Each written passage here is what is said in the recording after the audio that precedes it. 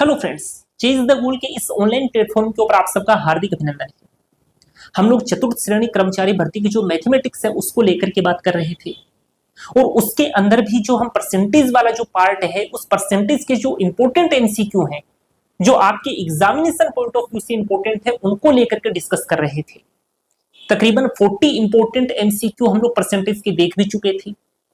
आज हम 41 से देखना स्टार्ट करेंगे। तो आपने यदि कॉन्सेप्ट लेक्चर नहीं देखे हैं तो हमारे द्वारा एक प्लेलिस्ट बना करके डलवाई गई है, आप वहां से परसेंटेज के, इसके अलावा प्रॉफिट एंड लॉस के और इसके अलावा आप डिस्काउंट के जो भी कॉन्सेप्ट लेक्चर हैं विद क्वेश्चंस वहां से आप देख सकते हैं। और उनको देखने के बाद में चाहे आप राजस्थान का एग्जाम दे लो, चाहे आप ऑल इंडिया का कोई एग्जाम दे लो, आपके उन चैप्टर्स में तो कहीं कोई प्रॉब्लम नहीं आएगी। तो 41 क्वेश्चन से हम लोग स्टार्ट करते हैं। तो 41 नंबर क्वेश्चन में क्या कहा है, 640 वर्ग फुट का एक प्लॉट रुपए 4600 प्रति वर्ग फुट की दर से मिलता है। प्लॉट की कुल कीमत का 30% बुकिंग के लिए अदा किया जाता है, तो बुकिंग राशि कितनी है। तो सबसे पहले आप ये निकाल लो कि जो प्लॉट है उसकी कुल कीमत कितनी है और अपने को प्रति वर्ग फुट की रेट दी गई है कितनी, 4600। प्लॉट कितना बड़ा है 640 से, तो 640 से मल्टीप्लाई कर दो, प्लॉट की कुल कीमत आ जाएगी। तो इसका जो 30% है वो बुकिंग के लिए अदा किया जाता है, तो इसका 30% निकाल दो, 30/100। ये लो जी, बस इसको सोल्व कर दो, बुकिंग राशि आ जाएगी। करते हैं सोल्व। इन दो जीरो से इन दो जीरो को काट दो। अब अपने को देखो, क्या यूनिट डिजिट से अपना काम हो सकता है क्या। यूनिट डिजिट से यदि हम देखें तो अपने को पता है कि ये जीरो है, ये जीरो है, यानी कि ऑप्शन में लास्ट में 2 जीरो तो आएंगी।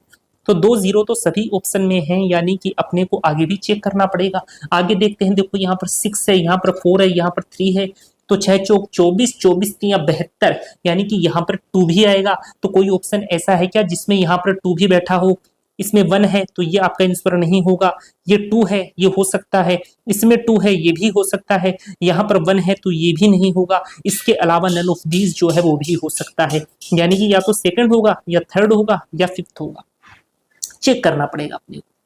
अब ये कोई जरूरी नहीं है कि एग्जाम के अंदर आपको इस प्रकार से ऑप्शन मिले। हो सकता है कि कोई आपको एक ही ऑप्शन ऐसा मिल जाए जिसमें आपको यहाँ पर 2 मिल जाए और अपना काम बन जाए, आपको कैलकुलेट ही ना करना पड़े। तो यूनिट डिजिट वाला जो कॉन्सेप्ट है उसको भी आप जरूर देखा करिए। कहीं ना कहीं ये जो कॉन्सेप्ट है वो आपकी हो सकता है किस टाइम आपकी हेल्प कर दे। और आपके एग्जाम में आपको 5 ऑप्शन तो नहीं देखने को मिलेंगे। जो 5 ऑप्शन आपको देखने को मिलेगा वो यही मिलेगा कि क्वेश्चन आर नॉट अटेम्प्टेड। इसके अलावा नन ऑफ दीज आपको हो सकता है ना भी देखने को मिले और हो सकता है देखने को मिल भी जाए। ठीक है, तो अपने को यहाँ पर इसको कैलकुलेट ही करना पड़ेगा, इसके अलावा कोई अपने पास चारा नहीं है। चलिए जी करते हैं कैलकुलेट। सबसे पहले 46 को मल्टीप्लाई करेंगे हम 64 से, देखते हैं कितना आता है। 6 चौक 24 का 4 हासिल आया 2, 36 और 4 चौक 16, 36 और 16 अपने पास कितना हो जाएगा 52, 52 और 2 कितना आ गया 54, ये 4 हासिल आ गया 5, 6 चौक 24 और 5 29, 2944, यानी कितना आया 2944 और 2 जीरो है तो ये 2 जीरो इसको 3 से मल्टीप्लाई करना पड़ेगा। ये देखो कितना आएगा 0 0, 3 चौके 12 का 2 हासिल आया 1, 3 चौके 12 और 13 का 3 हासिल आया 1, 9 27 और 1 28 का 8 हासिल आया 2, 3 2 6 और 2 8, यानी मल्टीप्लाई करने पर अपना कितना आया 883200, 883200 ऑप्शन नंबर सेकंड, यानी कि जो ऑप्शन नंबर सेकंड है वो आपका सही जवाब हो जाएगा। तो आप यूनिट डिजिट से जरूर देखा करो। कई बार तकरीबन 70% केस में ऐसा होता है कि यूनिट डिजिट जो है ना वो अपनी हेल्प कर जाता है। यहाँ पर तो मैंने ऑप्शन इसी हिसाब से सेट किए हैं ताकि आपको कैलकुलेट करना पड़े, ठीक है ना। और साथ ही साथ अगर आप यूनिट डिजिट से कर सकते हो तो मैं वो कॉन्सेप्ट भी आपको बता देता हूँ, ठीक है। तो चलिए अगला क्वेश्चन देखते हैं। इस क्वेश्चन में क्या पूछा है, 40 विद्यार्थियों और 5 शिक्षकों की एक कक्षा में प्रत्येक विद्यार्थी को विद्यार्थियों की संख्या का 15% और प्रत्येक शिक्षक को विद्यार्थियों की संख्या का 20% मिठाइयां मिलती हैं। कुल कितनी मिठाइयां थी। सिंपल सा सवाल है। देखो स्टूडेंट कितने हैं 40 है। अच्छा टीचर कितने हैं 5 है।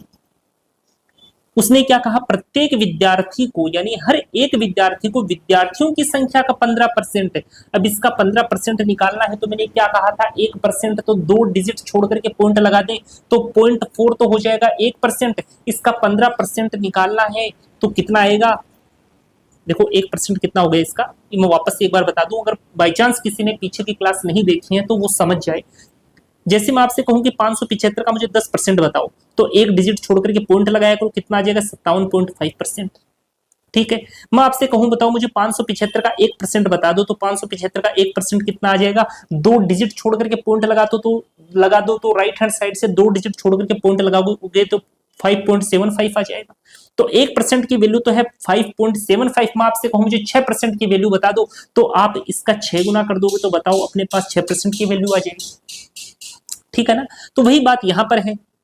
अब ये अपने पास 40 है, इसका अपने को कितना परसेंट निकालने को बोला है 15%, तो इसका 1% तो हो जाएगा 0.4 हो जाएगा। इसको 15 से मल्टीप्लाई करोगे तो कितना आ जाएगा 6 आ जाएगा, यानी कि एक स्टूडेंट को कितनी मिठाइयां मिलती हैं 6 मिठाइयां मिलती हैं। टोटल स्टूडेंट कितने हैं 40 हैं, तो 40 को कितनी मिठाइयां मिलेंगी 240 मिठाइयां मिलेंगी। अब टीचर की बात कर लेते हैं। प्रत्येक शिक्षक को विद्यार्थियों की संख्या का 20%, तो विद्यार्थियों की संख्या कितनी है 40, इसका 20% निकालोगे तो कितना आ जाएगा 8। टीचर कितने हैं 5 को कितनी मिठाइयां मिल जाएंगी 40 मिठाइयां मिल जाएंगी। उसने पूछा क्या है कुल कितनी मिठाइयां थी, दोनों को ऐड कर दो, दोनों को ऐड करोगे तो कितना आ जाएगा 240, यानी कि 280 मिठाइयों की कुल संख्या थी। ऐसा कोई ऑप्शन नहीं है, यानी कि ऑप्शन नंबर 5 जो है वो आपका यहाँ पर सही जवाब होगा। ठीक है, तो जो तरीके मैंने बताए हैं आप उन तरीकों को जरूर फॉलो किया करिए, उससे क्या होगा कि आपकी स्पीड फास्ट हो जाएगी। और मैं कोशिश करता हूं कि कई स्टूडेंट ऐसे होते हैं जो प्रीवियस लेक्चर को नहीं देखते, डायरेक्ट जो प्रेजेंट जो लेक्चर है उसी को देख रहे होते हैं, तो मैं ये भी ट्राई करता हूं कि वहां पर भी उस कॉन्सेप्ट को मैं बता दूं। वैसे आपको ज्यादा हेल्पफुल तभी होगा जब जो प्रीवियस वीडियोस हैं आप उन सभी वीडियोस को देखें, उसी से क्या होगा कि आपकी जो स्पीड है वो बिल्ड होगी। ठीक है, अगला सवाल देखते हैं हम लोग। एक संख्या का 42%, दूसरी संख्या का 56% है। पहली संख्या का दूसरी संख्या से क्रमशः अनुपात क्या है। एक संख्या का 42%, मान लिया वो संख्या x है, तो इसका 42% मुझे पता है, मैं इक्वल के उस साइड में y इंटू 56/100 लिखूंगा। तो मैं ऐसा क्यों करूं, परसेंटेज से परसेंटेज ही काट दूं ना, मेरे को लिखना थोड़ा कम पड़ेगा। तो चलो x इंटू 42 और y इंटू 56। ठीक है, परसेंटेज से परसेंटेज मैंने काट दिया है। पूछा क्या है, पहली संख्या का दूसरी संख्या से क्रमशः अनुपात क्या है, यानी कि x/y अपने से पूछा है, ये बता देते हैं। तो कितना आ जाएगा 56/42, 14 की 42, 14 चौक 56, रेशियो क्या आ गया जी अपना 4/3 है। क्या कोई ऑप्शन, ऑप्शन नंबर सी है। ठीक है, समझ में आया होगा। कहीं डाउट आता है यदि आपके, तो आप कमेंट बॉक्स में उसको जरूर पूछिए। अगला सवाल देखते हैं, क्वेश्चन नंबर 44। एक परीक्षा में पास होने के लिए कुल 310 अंक पाना जरूरी है, यानी कि पासिंग मार्क्स कितने हैं जी 310 है। एक विद्यार्थी को 28% अंक मिले, मार्क्स ऑब्टेन कितना है 28% है, इतने उसको अंक मिले हैं, और उसे 93 अंकों से फेल घोषित किया गया, यानी कि ये जो मार्क्स लड़के को मिले हैं उससे 93 नंबर और मिल जाते तो बताओ वो 310 पर पहुंच जाता कि नहीं पहुंच जाता, पहुंच जाता और पास हो जाता। यानी कि 28% की वैल्यू किसके बराबर है, इस 310 में से 93 को माइनस करोगे उसी के तो बराबर होगी। तो 28% की वैल्यू किसके बराबर है, 310 में से आप 93 को माइनस करो, तो पहले 100 को माइनस करोगे तो आएगा 210, इसको 7 और दे दो तो कितना आ जाएगा 217। ये लो 1% की वैल्यू कितनी आएगी 217/28 आएगी। पूछा क्या है, तो अधिक से अधिक कुल कितने अंक मिल सकते हैं, तो अधिक से अधिक तो 100% ही तो मिल सकते हैं।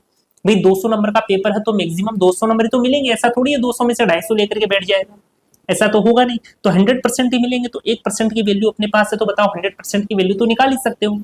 तो 100% की वैल्यू निकालने के लिए इसको मल्टीप्लाई कर दो 100 से। ठीक है, सोल्व कर दो, 7 से काटो, 7 चौक 28, 7 त्रिक 21, 7 एकम 7, ये कट जाएगा इससे 25 पर मल्टीप्लाई कर दो, 25 एकम 25 का 5 हासिल आए 2, 25 से 75 और 2 77, यानी कि 775 जो है वो आपका यहाँ पर सही जवाब हो जाएगा। ठीक है, ये जो एग्जाम बेस्ड क्वेश्चंस होते हैं ना, जिसमें ऐसा कहा जाता है कि पासिंग मार्क्स इतने हैं और उसको इतने मिले हैं, तो इस हिसाब के जो क्वेश्चन है वो आपके एग्जाम में बहुत आते हैं। तो इन क्वेश्चंस को थोड़ा आप ढंग से समझ लीजिए ताकि एग्जाम में आपको दिक्कत ना हो। ठीक है, अगला सवाल हम लोग देखते हैं। और ये जो आपका चतुर्थ श्रेणी कर्मचारी भर्ती का जो पेपर है ना, इसमें मैथ का और इसके अलावा हिंदी का, इंग्लिश का, इनका वेटेज भी अच्छा है। तो आप फोकस करो इन 3 सब्जेक्ट के ऊपर सबसे ज्यादा। क्योंकि इनको अच्छे से तैयार कर लोगे ना तो आपके सिलेक्शन के चांसेस भी उतने ही ज्यादा रहेंगे। चलिए जी, 55 विद्यार्थियों और 3 शिक्षकों वाली एक कक्षा में प्रत्येक विद्यार्थी को कुल विद्यार्थियों की संख्या का 20% और प्रत्येक शिक्षक को विद्यार्थियों की कुल संख्या का 60% मिठाइयां मिलती हैं। कितनी मिठाइयां थी? सेम का सेम वैसा सा सवाल है। स्टूडेंट कितने हैं? 55 है। टीचर कितने हैं? अब थोड़ा फास्ट करेंगे इसको। टीचर है जी 3। इसने क्या बोला? प्रत्येक विद्यार्थी को कुल विद्यार्थियों की संख्या का 20%, तो इसका 20% निकालोगे तो कितना आ जाएगा? 11 आ जाएगा ना। 11। स्टूडेंट कितने? 55। इसको कैलकुलेट करोगे तो कितना आएगा? 11 पंजे 55 का 5, हंसी लाया 5, 11 पंजे 55 और 5 60, इतना आ गया। वैसे 11 से मल्टीप्लाई करने का एक तरीका और यदि आपको बताऊं तो आप ऐसे क्या करो, आप क्या करो 55 और 55 ऐसे लिख लिया करो, 5 5 5 10 और 6 605 आ गया। किसी भी संख्या को यदि 11 से मल्टीप्लाई करना है ना तो उस नंबर को थोड़ा सा एक डिजिट खिसका कर लिख लिया करो। जैसे मैं आपसे ये कहूं, मुझे ये बताओ 3 2 5 7, इसे 11 से मल्टीप्लाई करना है तो कैसे मल्टीप्लाई करोगे? तो डायरेक्ट तरीका क्या है कि 3 2 5 7 को एक डिजिट शिफ्ट कर दो आप, 7 5 2 और 3, अब इनको ऐड कर दो, 7 7 और 5 12, 5 2 7 1 8, 3 2 5 और 1 3, ये हो गया 11 से मल्टीप्लाई। वैसे काम क्या होता है, थोड़ा फास्ट हो जाता है। ठीक है, तो जो भी बेसिक कैलकुलेशन करने के जो तरीके हैं, जो फास्ट करने के तरीके हैं, वो साथ ही साथ मैं आपको बताता चलूंगा, क्योंकि जो भी फास्ट करने की जो ट्रिक्स हैं उनके लिए कोई अलग सी वीडियोस हम नहीं बनाएंगे। जिस क्वेश्चन में जिस हिसाब की कोई ट्रिक यूज हो सकती है कैलकुलेशन करने की, वो साथ ही साथ में आपको बताता चलूंगा, ताकि आपको ज्यादा से ज्यादा बेनिफिट हो और हमारे इस चैनल से पढ़ने वाले कैंडिडेट्स का भी सिलेक्शन हो सके। ठीक है दोस्तों, इसको मैं इरेज करता हूं।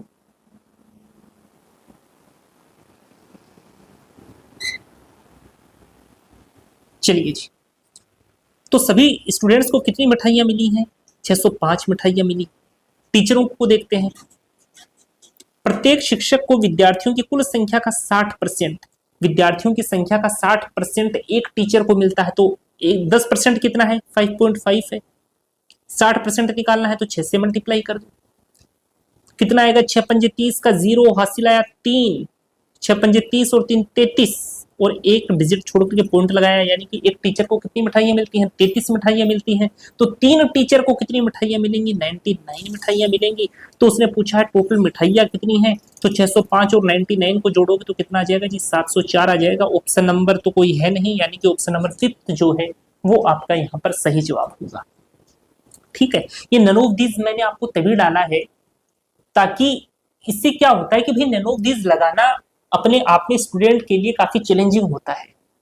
नन ऑफ दिस का क्या मतलब है कि आप एकदम श्योर हैं, आपने कैलकुलेशन सही की है, आपने कॉन्सेप्ट सही अप्लाई किया है, आपने फॉर्मूला सही लगाया, आपने क्वेश्चंस को ठीक तरीके से समझा है, तभी तो आप नन ऑफ दिस लगा पाओगे। अदरवाइज नन ऑफ दिस लगाने में स्टूडेंट क्यों सोचता है यार कहीं गलती तो नहीं कर दी मैंने, फिर वो वापस क्या करता है? चेक करने बैठ जाता है ना। ऐसा ही तो होता है एग्जाम के अंदर। तो आप एक बार नहीं किया करो क्वेश्चंस को और पूरा 100% दिया करो, पूरा ध्यान से क्वेश्चन को किया करो। और नन ऑफ दिस है तो लगा दिया करो नन ऑफ दिस, पता है यार मैंने तो ठीक ही किया, गलती क्या है इसमें। ठीक है, अगला सवाल देखते हैं। एक भिन्न के अंश को 400% और हर को 500% बढ़ा दिया जाए तो परिणामी भिन्न 10/21 हो जाता है। मूल भिन्न क्या है? अब मैंने आपको बताया था कि मैंने पिछले वीडियोस के अंदर आपको इस प्रकार का एक क्वेश्चन दिया भी था और उसमें मैंने ये कहा था कि पहले 100% होगा, उसमें 400% बढ़ेगा तो 500 हो जाएगा अंश। ऐसे ही हर में देखो, हर 500 है, स्टार्टिंग में 100 था तो 500 बढ़ाओगे तो 600 हो जाएगा। अब ज्यादा क्यों लिखे? 0 से 0 कटेगा, 100 से 100 कट जाएगा। ठीक है ना, तो डायरेक्ट लिखता हूं। देखो अंश बढ़कर कितना हो गया? 5x हो गया। हर बढ़कर कितना हो गया? 6y हो गया। बराबर किसके आ गया? 10/21 के आ गया। मूल भिन्न पूछा है, यानी कि x/y की वैल्यू पूछी है। 5 से काटो, 5 से 2 पर कटा, 3 दूनी 6, 3 7 21 होता है। तो x/y की वैल्यू निकालोगे तो कितना आ जाएगा जी? 4/7 है क्या कोई ऑप्शन? ये ऑप्शन नंबर 4।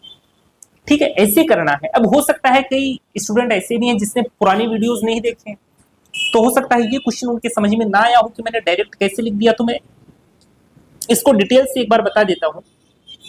आंसर तो आ गया अपना 4/7, लेकिन वैसे आपको करना नहीं है एग्जाम में। देखो हमने मान लिया कि मूल भिन्न क्या है? x/y।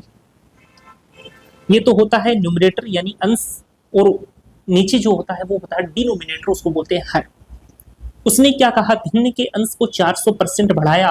भाई भिन्न तो अपने आप में पहले तो 100% ही थी, इसको आपने 400% बढ़ा दिया तो कितनी हो गई, 500 नहीं हो गई क्या? तो 500 x अपॉन 100 हो गया, ये तो अंश की वैल्यू हो गई।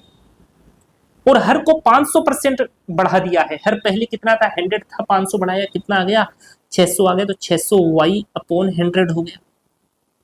ठीक है, अब बताओ इस 100 से ये 100 कटेगा, इन दो जीरो से ये दो जीरो कट जाएंगी।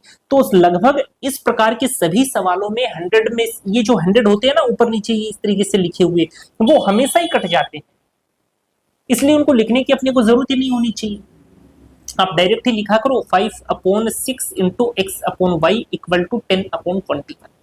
बस यहाँ से x अपॉन वाई की वैल्यू निकाल लो, x अपॉन वाई की वैल्यू निकालोगे तो कितना आ जाएगा, 4/7 आ जाएगा। ठीक है, अब समझ में आ गया होगा आप लोगों के। मैं बार बार कहता हूं कि कहीं भी कोई भी डाउट आए आप जरूर पूछिएगा, क्योंकि हम चाहते हैं दोस्तों कि आपको अपना 100% दे सके, ताकि आपके किसी भी प्रकार का आपको कोई पेड कोर्स लेने की भी जरूरत ना हो। इसलिए साथ ही साथ में कॉन्सेप्ट जो है वो साथ में बताता हुआ चलता हूं। ठीक है, अगला क्वेश्चन देखते हैं हम लोग। यदि किसी आयत की लंबाई 20% बढ़ जाती है तथा चौड़ाई 10% घट जाती है तो उसके क्षेत्रफल पर क्या प्रभाव पड़ेगा? इस प्रकार के सवाल आरएसएमएससी बोर्ड के द्वारा काफी बार पूछे भी गए। बहुत ही सिंपल से सवाल है ये। देखिए जी, आयत का क्षेत्रफल क्या होता है, लंबाई गुणा चौड़ाई। Area of rectangle equal to length into breadth. ठीक है, अब यहां पर देखो इसने क्या कहा है, लंबाई को कितने परसेंट बढ़ाया है, 20% बढ़ाया है। तो यहां पर लेंथ की बात करेंगे, यहां पर ब्रेड्थ की, दोनों मल्टीप्लाई होकर के अपने को क्या दे देंगी, एरिया दे देंगी। तो 20% को आप फ्रैक्शन में लिखोगे तो कितना आएगा, 1/5 आएगा। पहले एरिया 5 था, एक बढ़कर के कितना हो गया, 6 हो गया। यहां पर तो बात करते हैं पहले की, तो यहां पर बात करते हैं अब की। आपको एग्जाम में इतना लिखना नहीं है, ये तो केवल और केवल मैं आपको समझाने के लिए बता रहा हूं।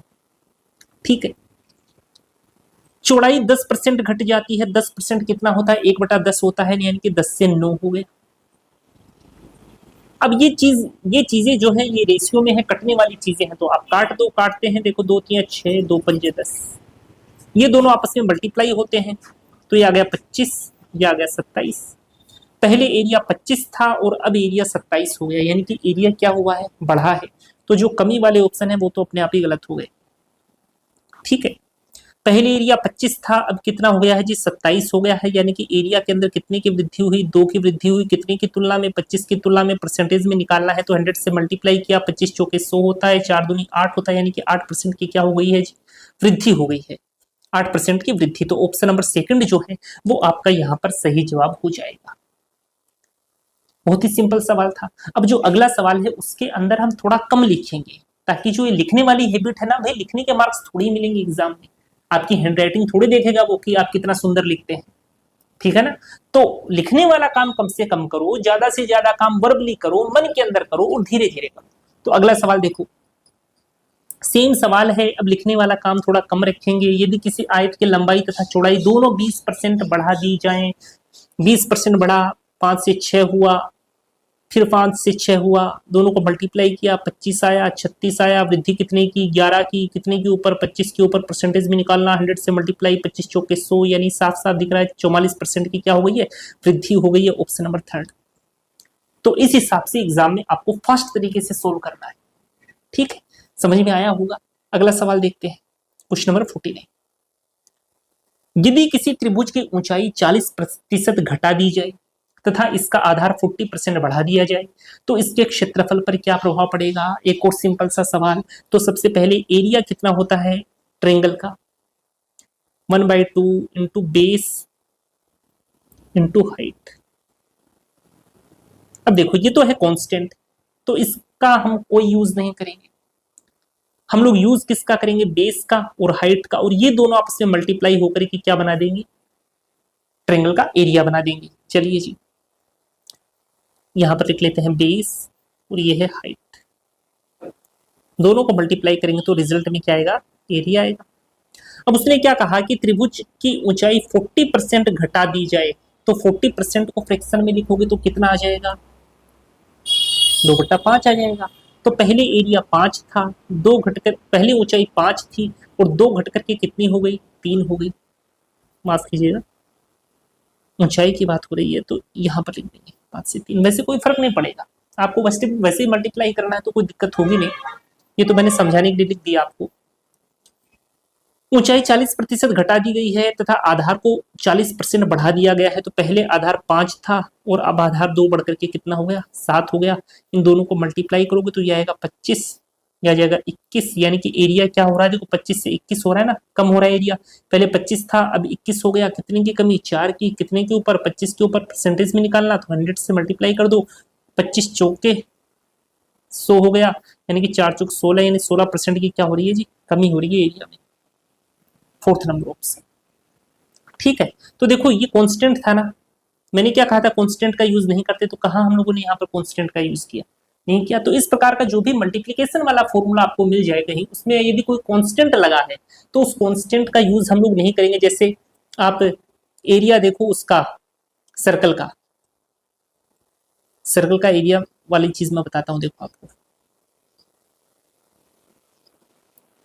जैसे सर्कल का एरिया क्या होता है, पाई आर स्क्वायर होता है। तो यहाँ पर पाई क्या है, कांस्टेंट ही तो है।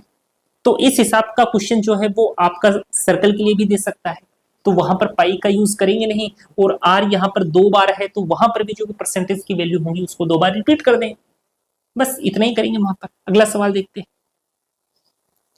Question number 50। किसी संख्या का 4/5 उस संख्या के 125% से 90 कम है, वह संख्या क्या है। जैसा कहा वैसा करेंगे। मान लो संख्या x है, संख्या का 4/5, ये हो गया जी 4/5। उस संख्या के 125%, 125% कितना होता है, 5/4 होता है।